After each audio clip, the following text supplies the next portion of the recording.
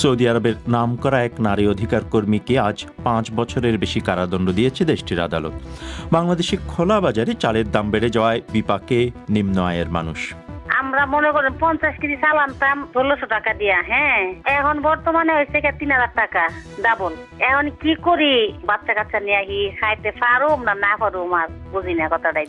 থাকছে phone in, এসব নিয়েই আজকের পরিক্রমা পরিবেশন করছে আমি মোয়াজ্জেম হোসেন। তবে শুরুতেই বিশ্ব সংবাদ।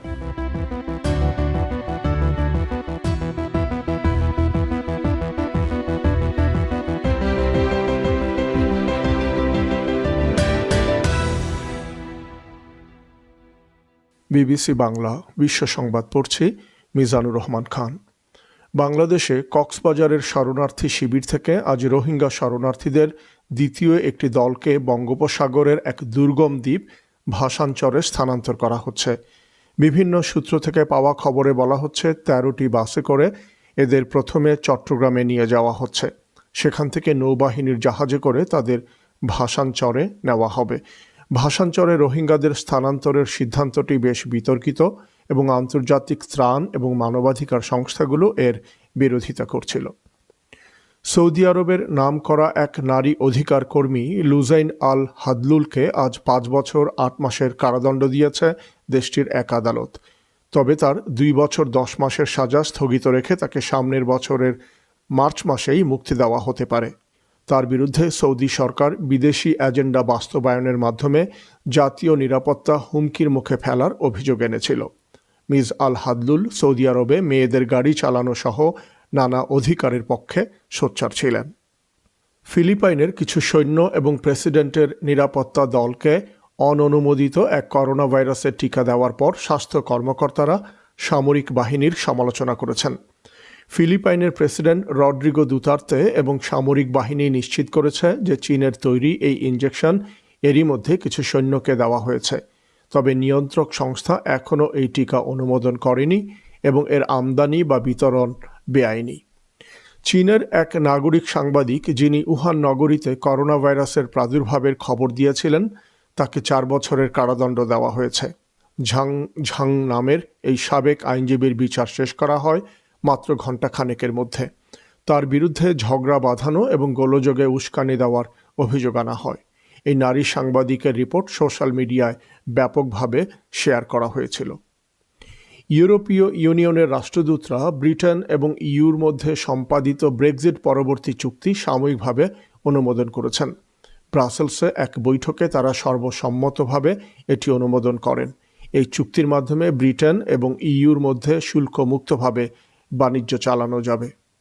অধিকৃত পশ্চিম তীরে এক সুপরিচিত ইসলামী তীর্থস্থানে শনিবার রাতে যে নাচের পার্টি করা হয়েছিল, ফিলিস্তিনি রাজনীতিকরা তার নিন্দা করেছেন। নবী মুসার মাজার নামে পরিচিত এই পবিত্র স্থানটিতে নবী মুসাকে কবর দেওয়া হয়েছে বলে মনে করা হয়। আপনারা পরিক্রমা শুনছেন বিবিসি লন্ডন থেকে। অনুষ্ঠানে আরও একবার আপনাদের স্বাগত জানাচ্ছি আমি মোয়াজ্জেম হোসেন। শ্রোতাদের এখানে মনে করিয়ে দেয়, আমাদের আজকের অনুষ্ঠানের বেশিরভাগ অংশ জুড়ে থাকছে স্বাস্থ্য বিষয়ে আপনাদের বিভিন্ন প্রশ্ন নিয়ে ফোন ইন অনুষ্ঠান, যার জবাব দেবেন একজন বিশেষজ্ঞ চিকিৎসক। আশা করি আমাদের সঙ্গে থাকবেন। বাংলাদেশের কক্সবাজারের শরণার্থী শিবির থেকে আজ রোহিঙ্গা শরণার্থীদের দ্বিতীয় একটি দলকে বঙ্গোপসাগরের দুর্গম একটি দ্বীপ ভাসানচরে স্থানান্তর করা হচ্ছে। বিভিন্ন সূত্র থেকে পাওয়া খবরে বলা হচ্ছে ১৩টি বাসে করে এদের প্রথমে চট্টগ্রামে নিয়ে যাওয়া হচ্ছে। সেখান থেকে তাদের নৌবাহিনীর একটি জাহাজে করে ভাসানচরে নেওয়া হবে। ভাসানচরে রোহিঙ্গাদের স্থানান্তরের সিদ্ধান্তটি বেশ বিতর্কিত এবং আন্তর্জাতিক ত্রাণ ও মানবাধিকার সংস্থাগুলো এর বিরোধিতা করছিল। এ বিষয়ে খোঁজ রাখছিলেন ঢাকায় সহকর্মী ফারহানা পারভিন। তার কাছে আমি জানতে চেয়েছিলাম এর বিস্তারিত। মোয়াজ্জেম, এই যে দ্বিতীয় দফায় যাদেরকে ভাসানচরে নিয়ে যাওয়া হচ্ছে, তাদের ব্যাপারে আনুষ্ঠানিকভাবে কিন্তু এখনো পর্যন্ত কোনো কিছুই বলা হয়নি।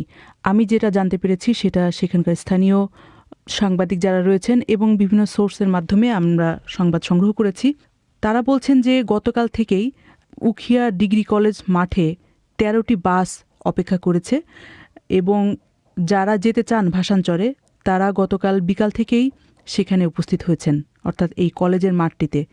রাতে তারা সেখানেই ছিলেন। রাতের খাবার এবং সকালের খাবার খেয়ে তারপরে 10:30 আজ সকাল 10:30টার দিকে তারা সেখান থেকে মোট 13টি বাস উখিয়া থেকে টেকনাফ হয়ে চট্টগ্রামের উদ্দেশ্যে রওনা হয়েছে বলে জানা যাচ্ছে। এই শরণার্থীদের কি তাহলে নৌপথেই সেখানে নেওয়া হবে? কিভাবে তাদেরকে সেখানে নেওয়া হচ্ছে? তাদেরকে নেওয়া হবে নৌপথে। চট্টগ্রাম থেকে নৌবাহিনী জাহাজে করে তাদেরকে আগামীকাল সকালের দিকে ভাসানচরে নেওয়া হবে বলে জানা যাচ্ছে। তবে কতজন এই দফায় কতজন যাচ্ছেন সে ব্যাপারে এখনও পর্যন্ত আমরা নিশ্চিত হইনি। তবে আমাকে শরণার্থী ত্রাণ ও প্রত্যাবাসন কমিশনারের কার্যালয়ের একটি ক্যাম্পের দায়িত্বে থাকা একজন কর্মকর্তা তিনি বলেছেন তার ক্যাম্প থেকে 23 জন রোহিঙ্গা শরণার্থী এই দফায় ভাসানচরে যাচ্ছেন। আমি ওদিকে নোয়াখালী, আপনি জানেন যে ভাসানচর এই যে চরটি এটি নোয়াখালীর মধ্যে পড়েছে। আমি নোয়াখালীর জেলা প্রশাসকের সাথে কথা বলেছিলাম। তিনি বলেছেন যে তাদেরকে মোট 700 জনের একটা ব্যবস্থা করে রাখার কথা বলা হয়েছিল প্রথমে, তবে সেটি আরও বাড়তে পারে বলে তিনি জানিয়েছেন। জেলা প্রশাসক মোহাম্মদ খোরশেদ আলম খান আমাকে জানিয়েছেন যে তারপরও আগামীকাল যখন চট্টগ্রাম থেকে ভাসানচরে শেষ পর্যন্ত এই দ্বিতীয় দফার লোকজন যাবেন, কতজন যাচ্ছেন সর্বশেষ তখনই তারা বুঝতে পারবেন। তো ফারহানা, আমরা যেটা জানি যে এই যে রোহিঙ্গা শরণার্থীদের ভাসানচরে নিয়ে যাওয়ার পরিকল্পনা এটি শুরু থেকে বেশ বিতর্কিত একটি পরিকল্পনা ছিল। তো প্রথম দফায় সেখানে যাদেরকে নিয়ে যাওয়া হয়েছিল তারা আসলে সেখানে কেমন আছেন, কিভাবে থাকছেন সে সম্পর্কে আমরা কতটা কি জানতে পারছি? ভাসানচরের প্রথম দফায় যেসব রোহিঙ্গারা গিয়েছিলেন তাদের সংখ্যা ছিল 1645 জন।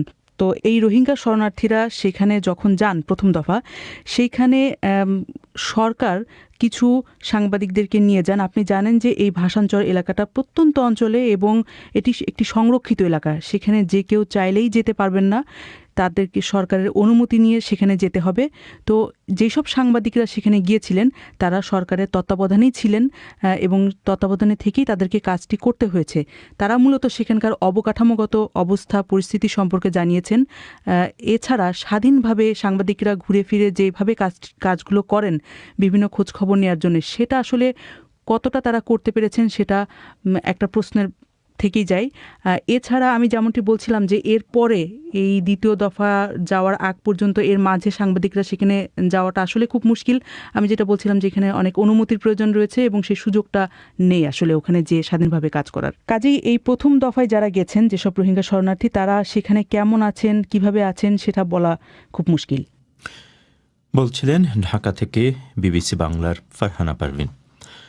বাংলাদেশে খোলা বাজারে চালের দাম গত কিছুদিন ধরে বেশ অনেকখানি বেড়ে যাওয়ার পর সরকার এর জন্য আড়তদার এবং মিল মালিকদের কারসাজিকে দায়ী করছে। নিম্ন আয়ের মানুষরা বলছেন যে চালের দাম বেড়ে যাওয়ায় তাদের হিমশিম খেতে হচ্ছে। সরকার বলছে দেশের বিদ্যমান আইনে মজুতদারদের বিরুদ্ধে খুব বেশি ব্যবস্থা নেওয়ার সুযোগ নেই। অর্থনীতিবিদরাও বলছেন মজুদ আইনের দুর্বলতার সুযোগেই বাজার পরিস্থিতি নিয়ন্ত্রণে থাকছে না। বিস্তারিত শুনুন মুন্নি আক্তারের কাছে। রাজধানী ঢাকার নূরের চালা এলাকার বাসিন্দা পারুল বেগম। 4 সন্তান আর স্বামীকে নিয়ে সংসার তার। পারুল বেগম জানান, স্বামীর অসুস্থতার পর সংসারের হাল ধরতে হয়েছে তাকে। কাজ করেন গৃহকর্মী হিসেবে। পারুল বেগম বলেন, সংসারের খরচ টানতে হাঁপিয়ে উঠছেন তিনি। যে চাল কয়েক মাস আগেও 1600 থেকে 1700 টাকায় কিনেছেন, সেই চাল এখন কিনতে হচ্ছে প্রায় দ্বিগুণ দামে। পারুল বেগম বলেন, খরচ মেটাতে না পেরে খাওয়ার পরিমাণ আগের চেয়ে কমিয়ে দিয়েছেন তারা। আমরা মনে করেন 50 কেজি চাল আনতাম 1600 টাকা দিয়া, হ্যাঁ, এখন বর্তমানে হয়েছে 3000 টাকা ডাবল। এখন কি করি, এখন আর উপায় নাই। এখন চাল কিনা খাইতে বাচ্চা কাচ্চা নিয়ে আহি খাইতে পারুম না পারুম আর বুঝি না কথাটাই। ম্যানেজ তো করতাম পারি না। মনে করেন একক তো খায় আর একক তো না খায়া বাচ্চারা কম কম খাওয়া কোনো মতে দিন যেতেছে। সপ্তাহখানেক আগে খাদ্য সচিব বিবিসি বাংলাকে বলেছিলেন, প্রত্যাশার চেয়ে উৎপাদন কিছুটা কম হলেও ধান বা চালের কোনো সংকট নেই। তবে তারপরেও কমছে না চালের দাম। সরকার অবশ্য এখন স্বীকারই করেছে যে আমনের ভরা মৌসুমে আড়তদার আর মিলাররা কারসাজি করে চালের দাম বাড়াচ্ছে। এ বিষয়ে কেন ব্যবস্থা নেওয়া হচ্ছে না এমন প্রশ্নে কৃষিমন্ত্রী আব্দুর রাজ্জাক বলেন, বাংলাদেশে প্রচলিত যে আইন রয়েছে তা দিয়ে মজুতদারদের বিরুদ্ধে খুব বেশি ব্যবস্থা নেওয়ার সুযোগ নেই। যে আইন কানুন আছে তাতে করে খুব এদের বিরুদ্ধে অ্যাকশন নেওয়া যায় না, আর তারাও ভয় পায় না। তারা মনে করে যে আইনগতভাবে তাদের বিরুদ্ধে আমরা তেমন কোনো নিতে পারবো না। আর একটা হলো যে চালের কিছুটা ঘাটতি আছে, আপনার গুদামে কম চাল থাকাতে বাজারের নিয়ন্ত্রণটা ওদের হাতে চলে গেছে। আমরা অনেক লাইসেন্স বাতিল করি, বিদ্যুৎ কেটে দেই, পরে আবার তারা কিছুদিন সাফার করে আবার এগুলাই অ্যাপ্লিকেশন করে ফাইন টাইন দিয়ে আবার তারা করে নেয় আর। অর্থনীতিবিদরাও বলছেন, মজুতদার এবং মিল মালিকদের মজুদের যে অভিযোগ রয়েছে তা প্রমাণ করা কঠিন।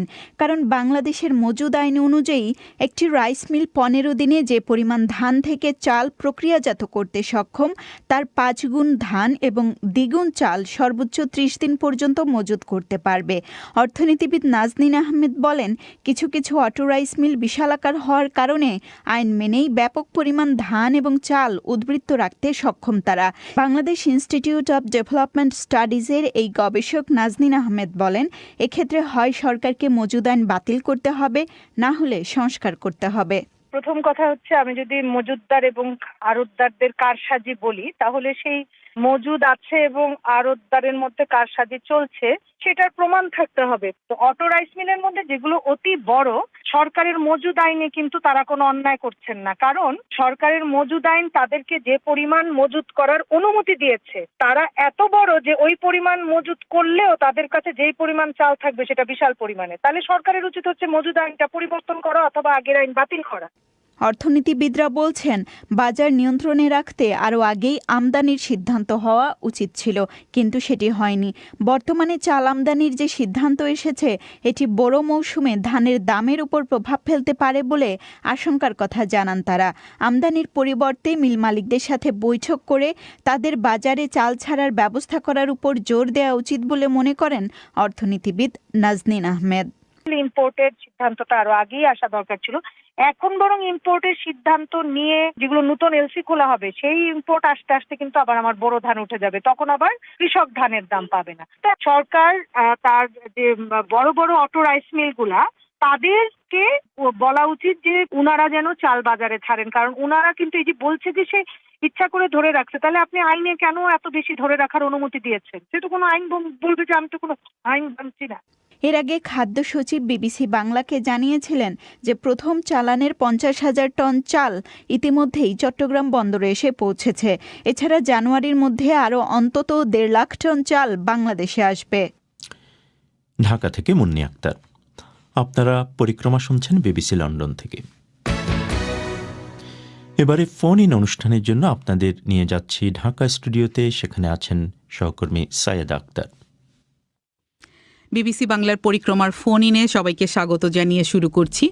আজ শিশু রোগ এবং নবজাতকের বিভিন্ন সমস্যা নিয়ে শ্রোতাদের প্রশ্নের জবাব দেবেন সিনিয়র শিশু রোগ বিশেষজ্ঞ অধ্যাপক ডাক্তার তাহমিনা বেগম, যিনি বাংলাদেশ নিউনেটাল ফোরামের প্রেসিডেন্ট। যোগ দিতে চাইলে 017114115578 এই নম্বরে SMS করে নাম ঠিকানা জানিয়ে দিতে পারেন।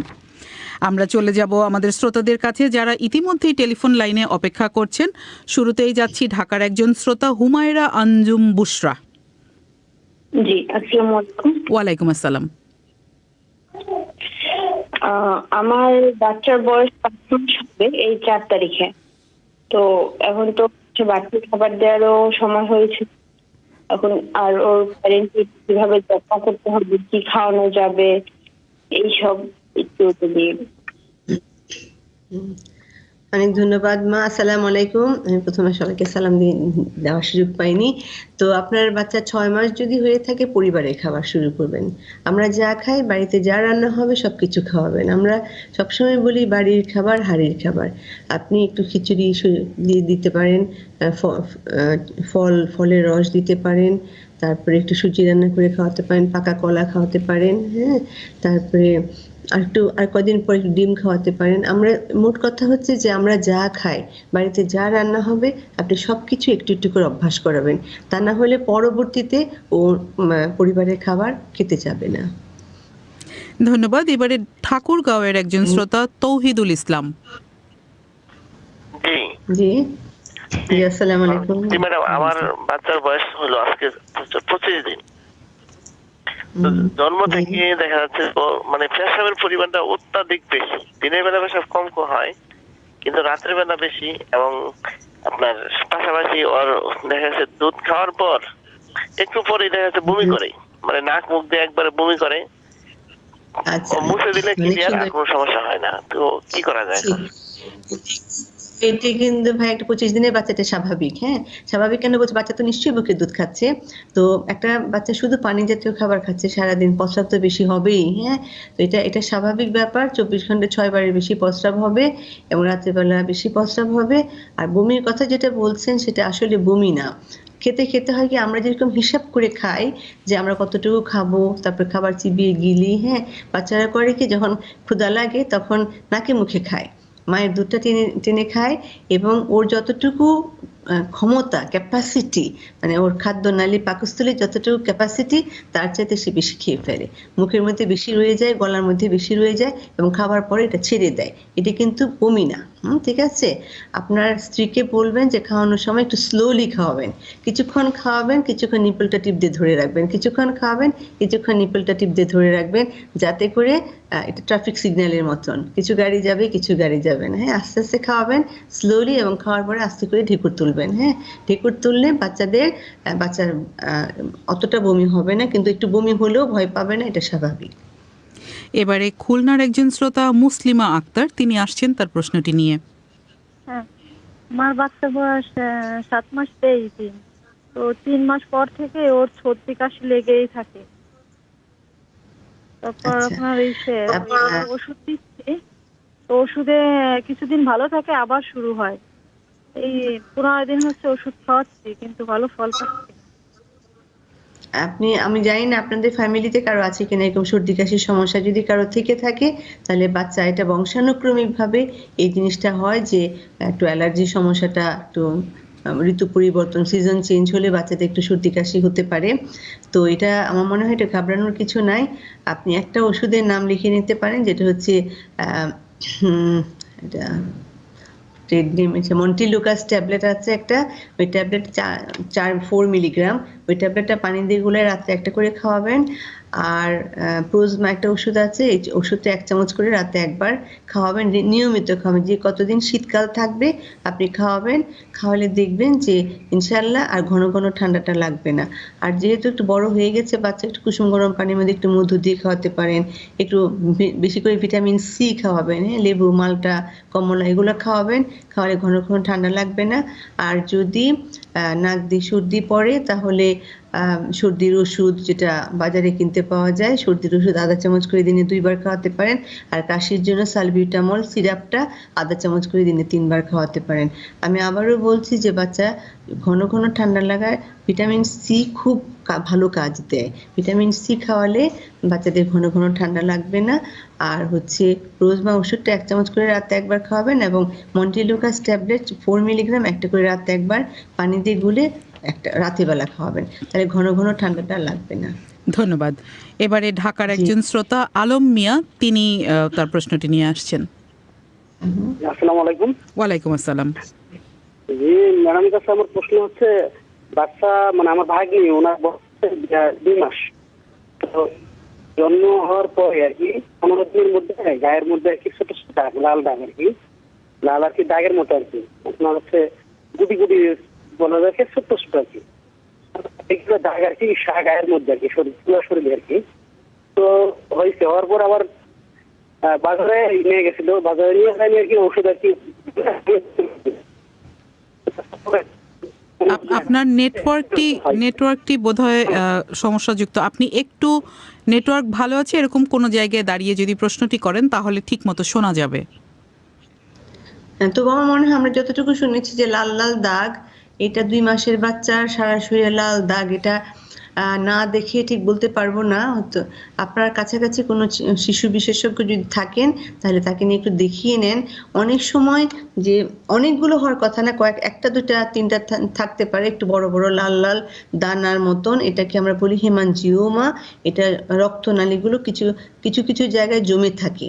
রক্তনালীগুলো জমে থাকার জন্য অনেক সময় এরকম লাল দাগ থাকে, এটা চুলকানি হয় না বা কোনো কিছু হয় না, কিন্তু এটা নিয়ে ঘাবড়ানোর কিছু না। যদি এটা সাইজে যদি বড় হতে থাকে, এটা যদি বড় হয় তাহলে চিন্তার ব্যাপার। আর তা না হলে আপনি যদি খুব উদ্বিগ্ন থাকেন তাহলে বাসার কাছাকাছি কোনো চাইল্ড স্পেশালিস্ট কাউকে দেখিয়ে নেবেন, কিন্তু আমার মনে হয় খুব সিরিয়াস কিছু না এটা। এবারে রংপুরের শ্রোতা আক্তারা খাতুন।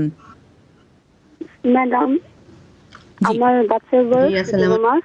3 মাস বয়স থেকেই এখন পর্যন্ত ওর মুখ দিয়ে খুব লালা পড়ে।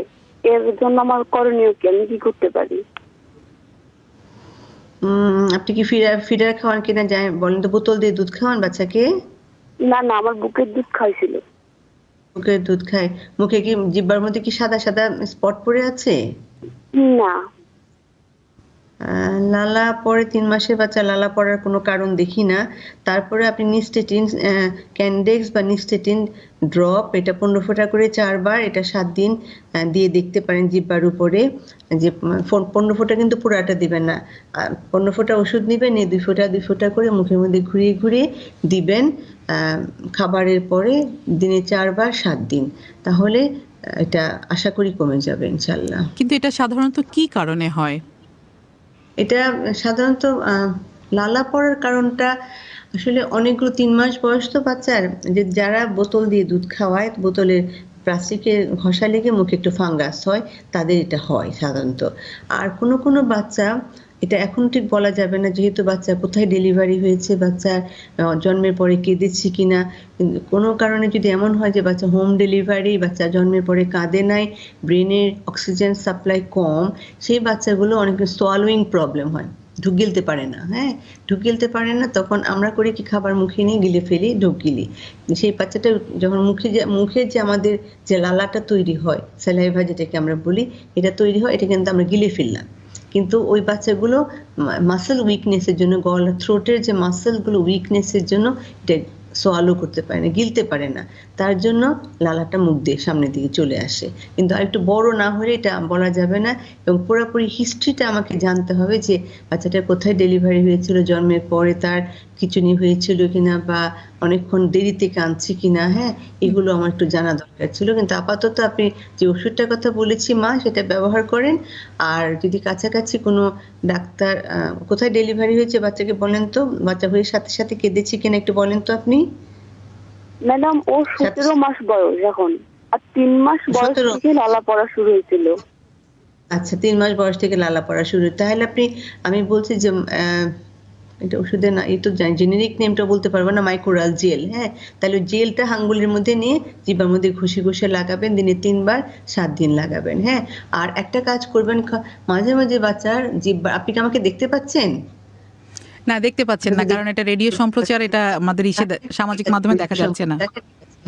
ঠিক আছে, তাহলে তার গলার, মুখের থুতনির নিচের অংশটুকু মাঝে মাঝে মেসেজ করবেন। থুতনির নিচের যে জায়গাটা, গলার ওই জায়গাটা একটু মেসেজ করবেন। ওই জায়গাটা মেসেজ করলে তার গিলতে সুবিধা হবে তার। ধন্যবাদ। এবারে আমাদের ঠাকুরগাঁয়ের একজন শ্রোতা জুলফিকার আলী, তিনি রয়েছেন লাইনে। আসসালামু আলাইকুম। ওয়ালাইকুম আসসালাম। আমার ছোট্ট প্রশ্ন একটা, আমার একটা ছেলে আছে 30 মাস বয়স, ছেলেটার সিজার করে হয়েছিল, ছেলেটার এখনো লালা পড়ছে। আসলে আমরা কি ওষুধ খাওয়াইলে লালাটা থেকে আমরা নিরাপত্তা পাবো, যদি একটু বলতেন। সবাই একই কথা বলতেছেন যে লালা পড়ার ব্যাপারটা আসলে আমি ঠিক জানি না যে আপনার বাচ্চা কোথায় বাচ্চা কি স্বাভাবিক ভাবে হাঁটা চলাফেরা করতে পারছে? বাচ্চাকে হাঁটা চলাফেরা করে? বাচ্চা কি স্বাভাবিক কথা বলে? সম্ভবত সংযোগটি বিচ্ছিন্ন হয়ে গেছে। বাচ্চাকে স্বাভাবিক কথা বলে কিনা সেটা আমাদেরকে জানতে হবে, ঠিক আছে? তা না হলে তো আমরা বলতে পারবো না। যে অনেক বাচ্চা হয় কি, যে সেরিব্রাল পলসির বাচ্চা, ডেলিভারি করার পরে বাচ্চা যদি না কাঁদে বা খিঁচুনি হয়, বাচ্চার বুদ্ধি প্রতিবন্ধী হয়, তাহলে সেই সমস্ত বাচ্চাদের অনেক সময় এই জিনিসটা হতে পারে। এটা না জানলে, মানে আনুষঙ্গিক আরো হিস্ট্রি না জানলে সেটা বলা হয়তো সম্ভব হবে না। ধন্যবাদ। এবারে হচ্ছে আমাদের বাগেরহাটের একজন শ্রোতা, তিনি রয়েছেন লাইনে, রিমা আক্তার। জি বলেন রিমা, আপনি বলেন কথা। জি বলেন। অনেক আগে আমার নাকের ভিতর আর কানের ভিতর চুল করতো, তারপরে আমার একটা বাচ্চা হয়েছে। এখন থেকে যদি ঠান্ডা লাগে আমার এক্সের হাসি হয়, আর নাক টাক বন্ধ হয়ে আসে, আর নাক কান চুলকায়। এখন আমার যে সময় এগুলো লাগে, সেই সময় আমার বাচ্চাটারও অ্যালার্জিতে চাপ দিই। তার বয়স 16 মাস। আচ্ছা, তার বয়স কত?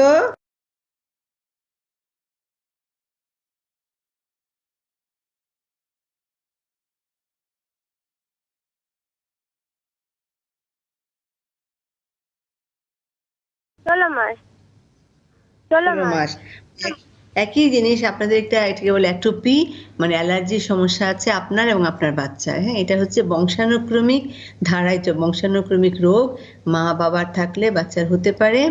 তো আপনি বাচ্চাকে একটু মন্টিলুকাস ট্যাবলেট, এটা বললাম যে এটা ট্যাবলেট 4 মিলিগ্রাম মন্টিলুকাস, এটা ট্যাবলেটটা চুষে খাবে অথবা পানি দিয়ে গুলে রাতেরবেলা একটা করে খাওয়াবেন।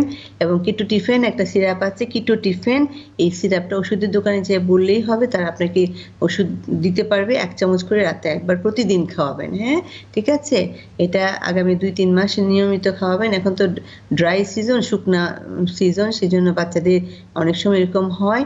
তো এটা নিয়মিত খাওয়াবেন। আর যদি নাক দিয়ে যদি পানি পড়ে অথবা শরীর যদি চুলকায়, নাক মুখ চুলকায়, তাহলে সিরাপ ফেক্সোফিনাডিন 1 চামচ করে দিনে 2 বার প্রয়োজন হলে খাওয়াবেন।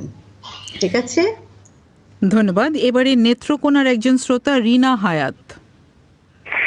আজকে আমার প্রশ্নটা একটু এরকম যে জন্মের পর যে বাচ্চার নাভি কাটা হয়, নাভি কাটা ফলে গরম তাপ দিয়ে নাভিটাকে শুকানো হয়, আমাদের গ্রামগঞ্জের মহিলারা এরকম ভাবেই করে। কিন্তু আজকে বাচ্চার 10 দিন, বাচ্চাটার নাভিটা শুকিয়ে গেছে, কিন্তু এই 2 দিন ধরে নাভিটার গোড়ায় দেখা যাচ্ছে যে একটা খাঁচা খাঁচা, মানে পাকা পাকার ভাব, আর বাচ্চাটা প্রচন্ড চিৎকার করে খাচ্ছে।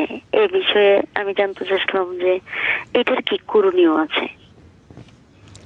এটা আপনি নাভি কাটার পরে এই সিস্টেমটা তো এখন অনেক চেঞ্জ হয়ে গেছে। আপনারা নেত্রকোনা তো এমন বেশি দূরে না মা। হ্যাঁ, নাভি কাটার পরে কখনোই কিন্তু নাভি এখন কেটে সুন্দর করে নাভি কাটার পরে একটা হেক্সিকট, একটা ড্রপ দেওয়া হয় নাভির মধ্যে, এবং নাভিতে কোনো সেক দেওয়ার কথা, কোনো কিচ্ছু কাপড় দিয়ে হাত দিয়ে ধরার কথা বলা হয় না। নাভি ধরলে, নাভিতে সেক দিলে, নাভির মধ্যে কোনো কিছু লাগালে নাভিতে ইনফেকশন হয়ে যায়। এটা নাভিতে ইনফেকশন হয়ে গেছে। হ্যাঁ, এটা কোনোভাবেই এই বাচ্চার ব্যাপারে যা হয়েছে ভবিষ্যতে কোনো বাচ্চার ব্যাপারে এরকম করবেন না। নাভিতে সেকও দিবেন না, নাভিতে হাত দিবেন না। জন্মের পরে শুধু 2 ফোঁটা হেক্সিকট দিয়ে দিলেই বাচ্চার নাভি নিজে নিজে শুকিয়ে যায়, কিছু করতে হয় না। এখন বাচ্চাকে আপাতত নেভানোল পাউডার লাগিয়ে দেখেন, ওখানে নেভানোল পাউডার দিনে 3 বার করে নাভির উপরে ছড়ায় দেন, দিনে 3 বার করে 7 দিন দিয়ে দেখেন। যদি না কমে তাহলে অ্যান্টিবায়োটিক খাওয়াতে হবে বাচ্চাকে, কিন্তু ভবিষ্যতে কখনো আপনারা করবেন না এটা। আপনাকে ধন্যবাদ রিনা হায়াত। আর বিবিসি বাংলার ফোন ইনের আজকে যারা প্রশ্ন করেছিলেন, যারা আমাদের সঙ্গে সংযুক্ত হয়েছিলেন, তাদের সকলকে ধন্যবাদ জানাচ্ছি।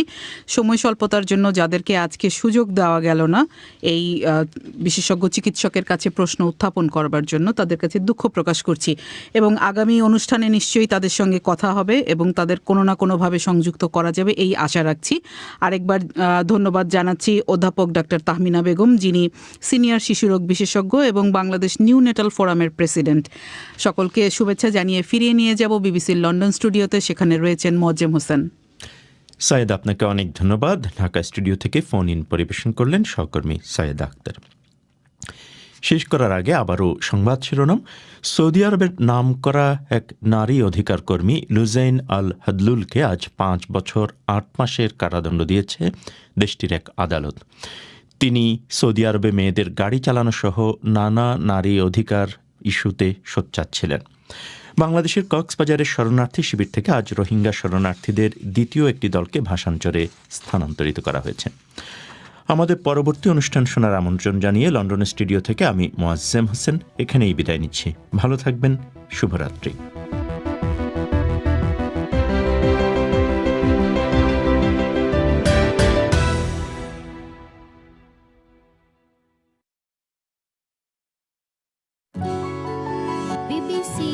This is the BBC. There are no programmes on this channel at present. Details of all our services are at bbcworldservice.com.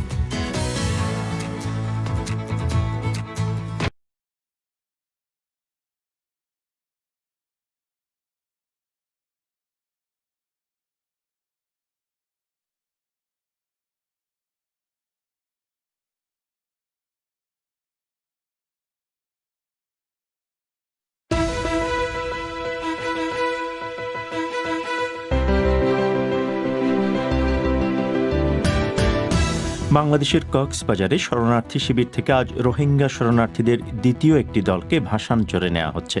Saudi আরবের নামকরা এক নারী অধিকার কর্মীকে আজ 5 বছরের বেশি